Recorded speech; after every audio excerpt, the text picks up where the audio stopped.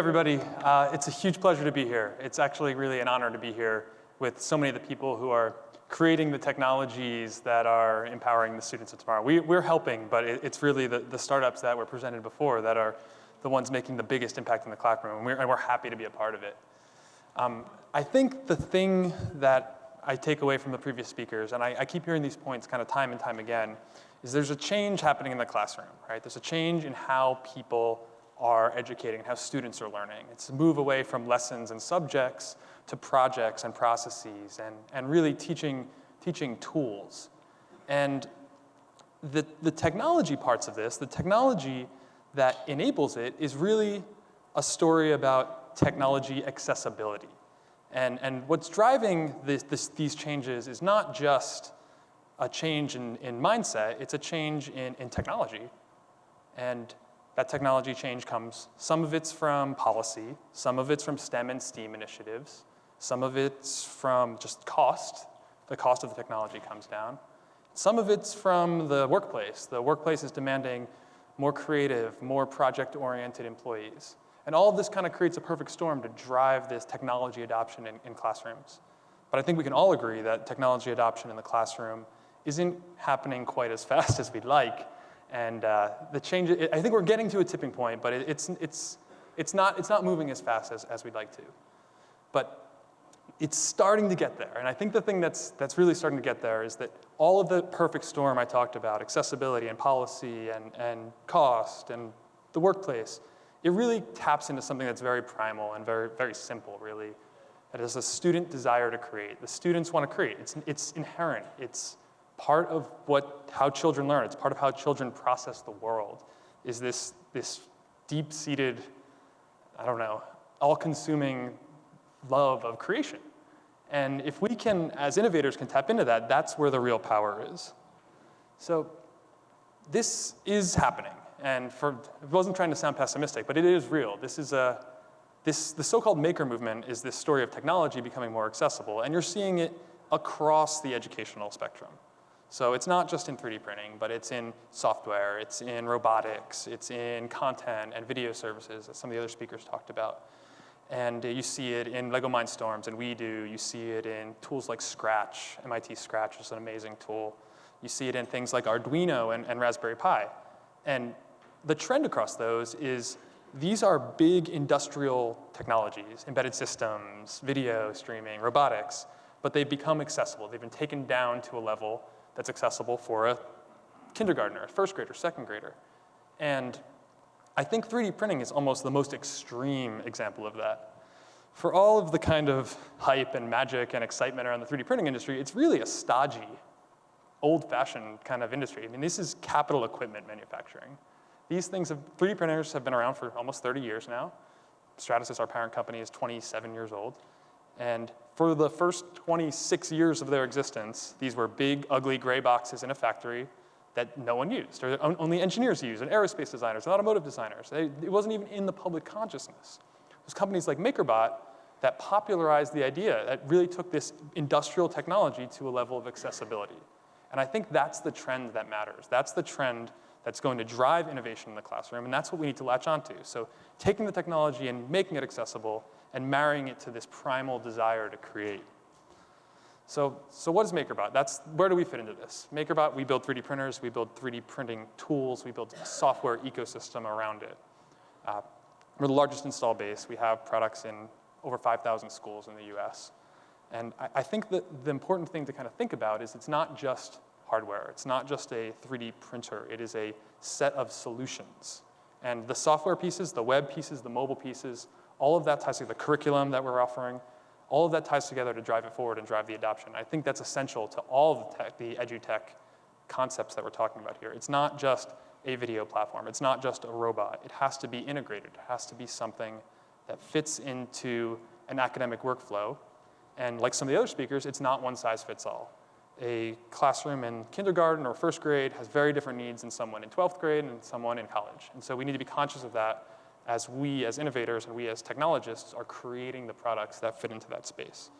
So really delivering a holistic kind of solution to the entire system. But at the core of it is that primal idea. Our role is to empower creativity. Our role as tech entrepreneurs, as edu-tech creators, is to build the tools that make the students of tomorrow better. So how does this play out, really? I want to use an example from industry. And this is a little bit about how my team works and how my team uses 3D printing. And we can kind of use the industrial applications or professional applications to shed some light on how this type of technology, or really any kind of product development technology, fits into the classroom. So on the top of this slide is the traditional prototyping cycle. And this is how I've worked historically in some of the companies in the past that didn't fully adopt 3D printing technology. Was you have a concept, you have an idea, you spend time developing that idea in some kind of CAD tool or some kind of engineering tool. You send it out for prototype, you get it back, you evaluate, you test, you test, you test, you repeat, and the cycle repeats. And it becomes this very linear waterfall type of methodology in terms of your product development cycle. With MakerBot and with 3D printing in the desktop, this changes. You kind of short circuit that cycle. So in my office, I manage the development team at MakerBot, and the engineers there, every engineer has a MakerBot on their desk. And it's their machine, and there's this physical intimacy. There's a one-to-one relationship between the engineer and his printer. So his or her printer. And there's no friction from the idea of the concept to prototype, because the system is there, it's on their desk, they own it, and they have control over it. And what happens is it actually changes the way you work. It changes the way you develop. I find it myself, I print every single day on my MakerBot for work and for pleasure. And it's kind of fundamentally changed the way I approach problem solving, because I have this access to frictionless, instantaneous, real-time prototyping. And so I think about my entire development cycle, where I do my quick and iterative prototypes on my desk. That means when I go to the more final prototypes with the technology like machining or higher-end 3D printing, different higher-end processes, I'm getting better results because I've been able to test physical hardware in my hands sooner. And that concept extends to all of the things I talked about, software, robotics. I mean, you can imagine Lego Mindstorms as a prototyping platform or an Arduino as a prototyping platform, because there are very simple and quick and immediate tools that give you feedback on what you're doing. And this is kind of central to that idea of a student, right? The student needs to, especially at the younger age, right, really at every age, they need to have the idea, they need to try it out, they need to see the result immediately, and they need to either succeed or fail and get that feedback. That's learning. That's how humans react to uncertainty, to open-ended work. And as curriculums move towards more and more open-ended work, away from these structured lessons plans, the technology becomes essential to enable that. And that's really what MakerBot is doing. So if you take these examples and kind of play them out into the commercial, this is a really exciting customer of ours. They make aftermarket automotive accessories, exhaust, air intakes for performance cars. They're a huge MakerBot customer, and they've taken this development methodology to heart, right? As they are using MakerBots to make their process better and change the way their engineers can innovate in the automotive space.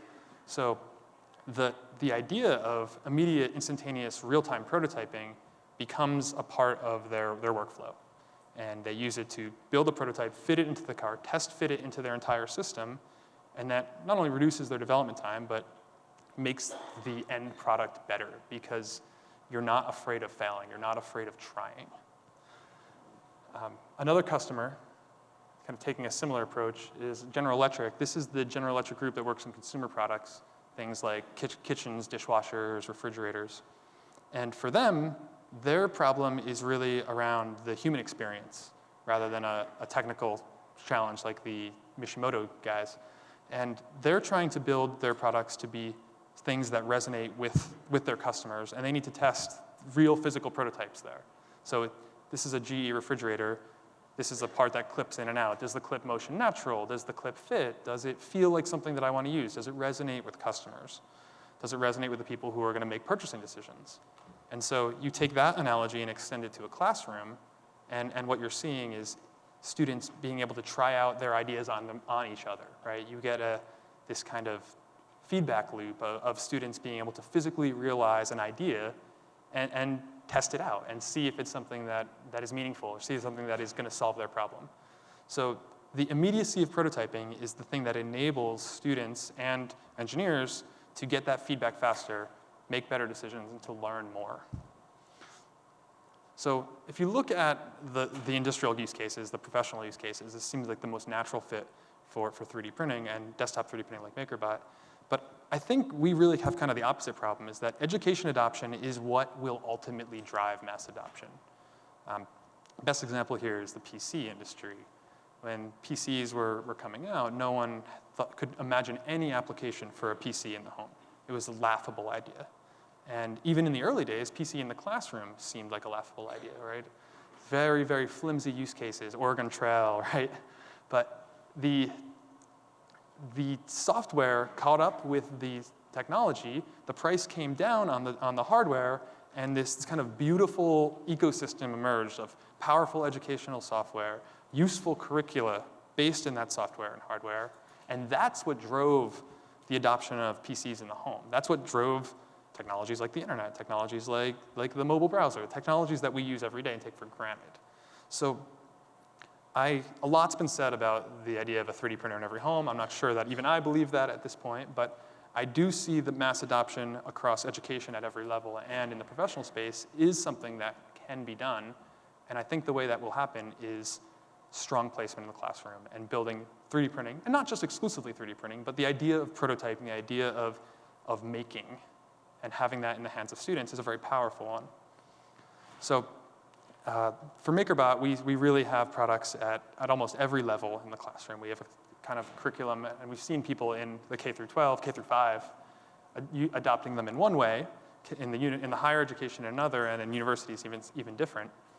But there's different models. You have kind of the learning commons model where classrooms would share a set of MakerBots, or you have an elective, for example, where maybe just like a shop class would use the MakerBots, or you have a model of 1 or 2 printers per classroom.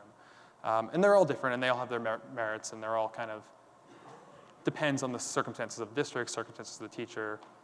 There's a lot of ways to make use of it.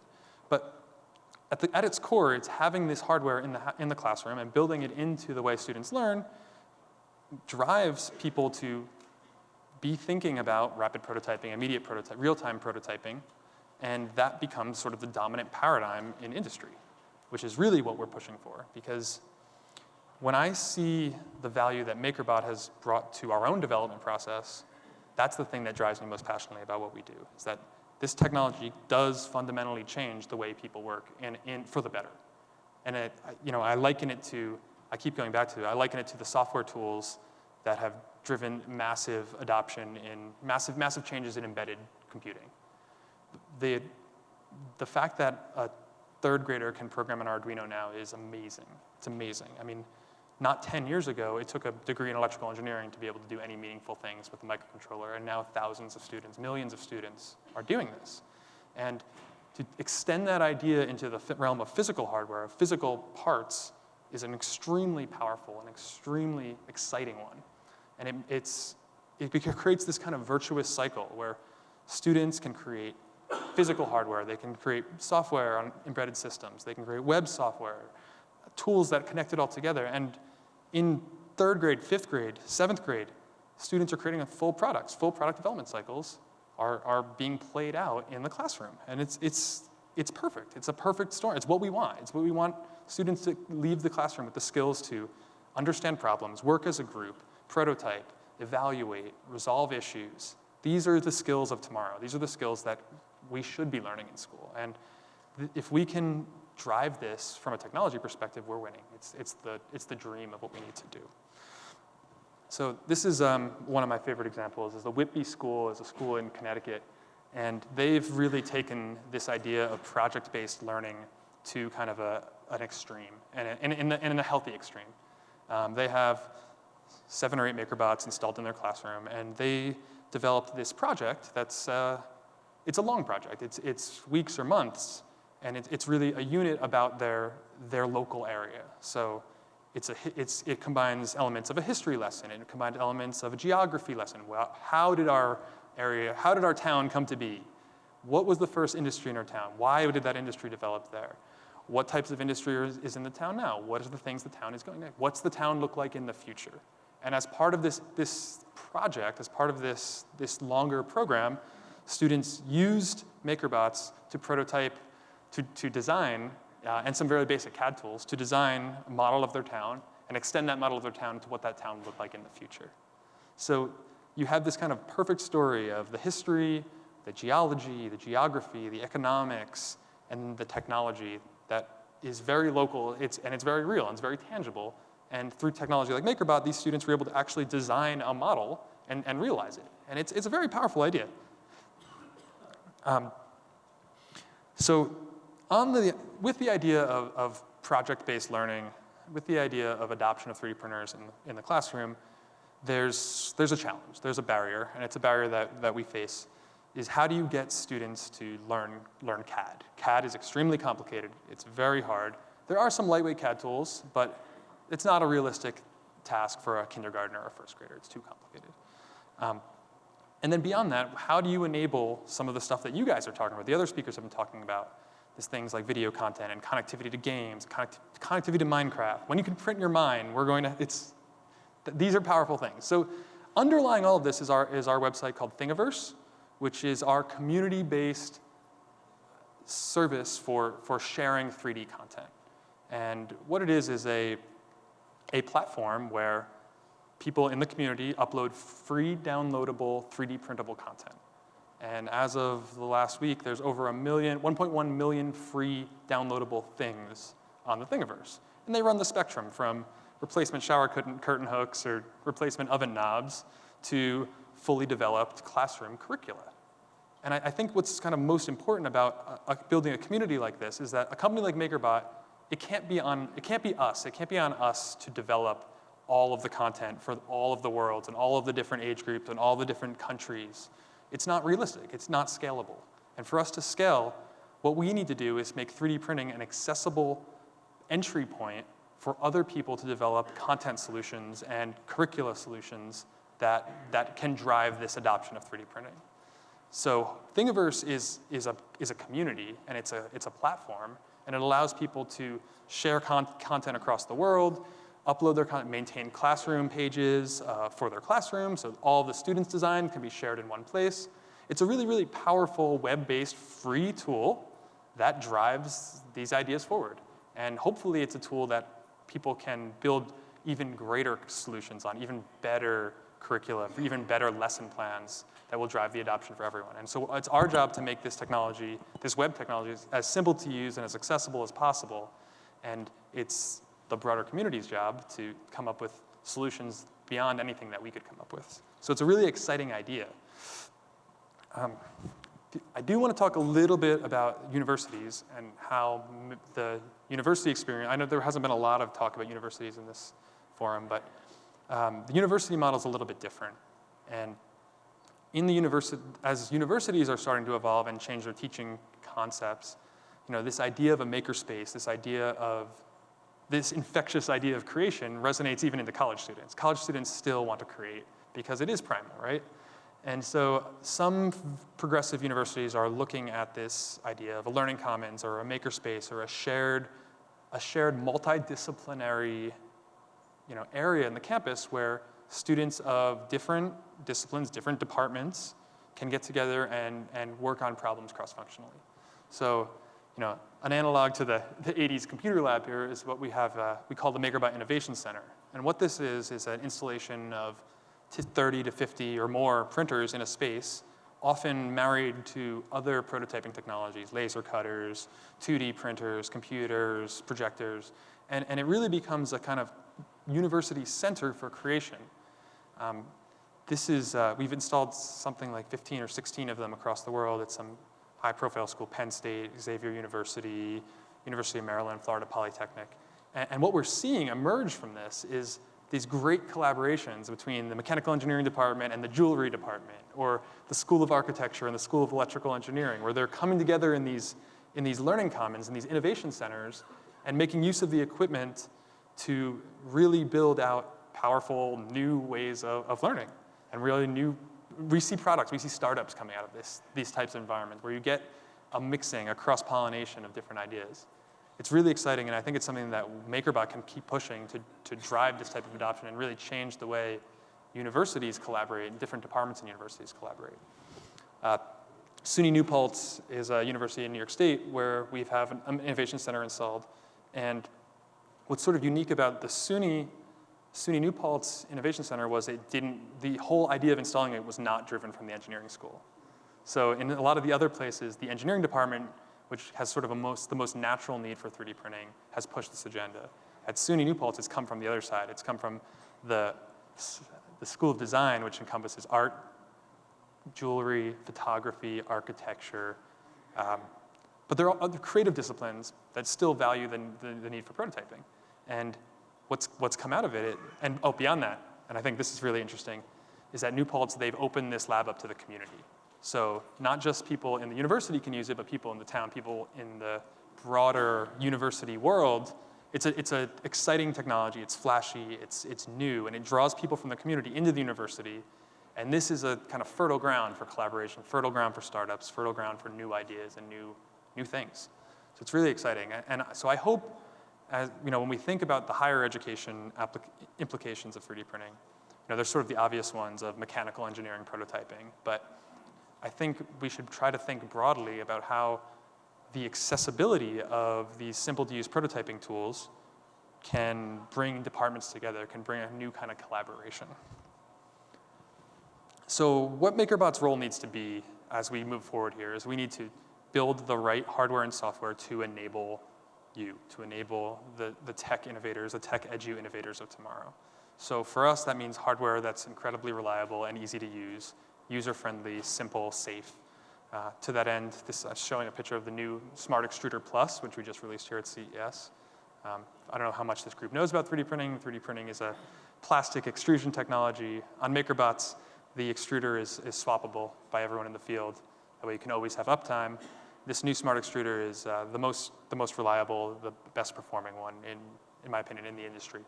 And we've done extensive testing to get that level of reliability and that ease of use. But on the software side, it's really our responsibility to deliver a software solution that makes 3D printing not scary, not a challenge, not a hurdle, not friction, but something that's easy to integrate into your workflow. And when I talk about me 3D printing things every day, that's me not feeling the pain of what that workflow feels like and knowing how I want to make it better and how I can get to the easiest experience possible.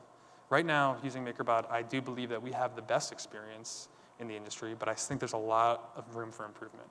And I think if we're going to drive adoption, we need to be thinking about not just the workflow of going from your CAD model to your printed object, but the workflow of going from your idea to your printed object.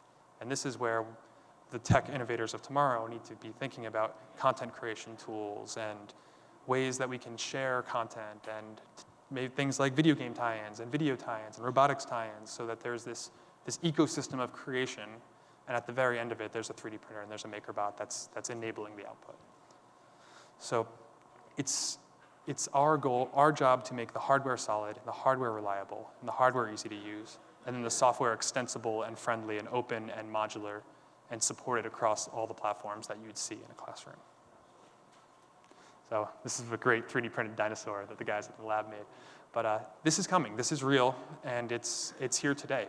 So I think it's such an exciting, we're in such an exciting place right now where this technology is about to take off in a very, very meaningful way and have some really, really meaningful impact at every age group in education. So thank you. I have about 5 minutes left. If you have some questions, group.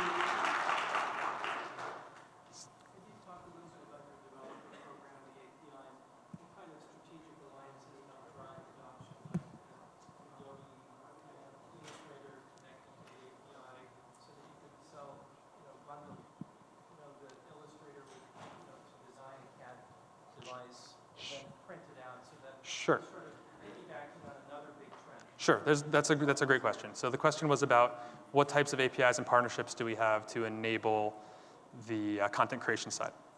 And there's a lot of tools that are free that allow for 3D design. So Tinkercad is one that we've seen a lot of traction in.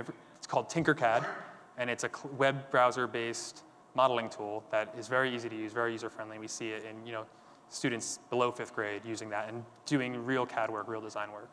But I think the real value is going to come from non-CAD solutions. So on the MakerBot Thingiverse, MakerBot has developed what we kind of the pilot app, the pilot API plugin we call a customizer, And what that is a very basic tool that's parameterized. It's a parametric modeling tool. So for example, you would start with a base object. One goofy one that we always use is a dinosaur. There's a dinosaur on there, and you can change his length, you can change his width, you can change his number of legs, you can change his number of heads. And this is really, it's just done with sliders and inputs, and you can really make it your own. And so you extend that idea to kind of more useful education content, where you can say, okay, let's build out a mathematical problem, maybe around gear ratios, or maybe around trigonometry. And we have this customizable content that can lead to physical objects that are the solutions to problems. So these APIs are freely available and exist today, and they're really waiting for developers to start creating some great content for them. I'd like to know, you said that you print every day, and how long does it take for you to actually get the results? Are you just constantly hitting print? Or, I mean That's a great question. The question was, how long does it take to print? That answer is, unfortunately, the answer is it depends. The print time is based on the complexity of the model, the size of the model, the type, how much infill you have in the model. So your model is not solid. It can be solid plastic, but typically it's not. So you have some amount of control over it, but to put it in perspective, a large print, 6 inches tall, may take 5 or 6 hours. So the next question you're going to ask is, how do I make that work inside of my classroom when I have 50 minutes with this room full of students? And that's a very good question. And so the idea is that we have to build that plan. That has to be part of the plan. It has to be part of the way the classroom and the curricula is structured, so that we do make time for the printers to actually run and produce the parts.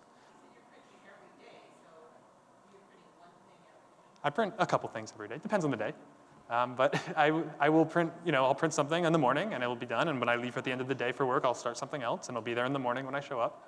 So it's part of your workflow in that way. So a great example is the mechanical engineering team at MakerBot we're constantly modeling new injection molded parts, right, for our future generation machines.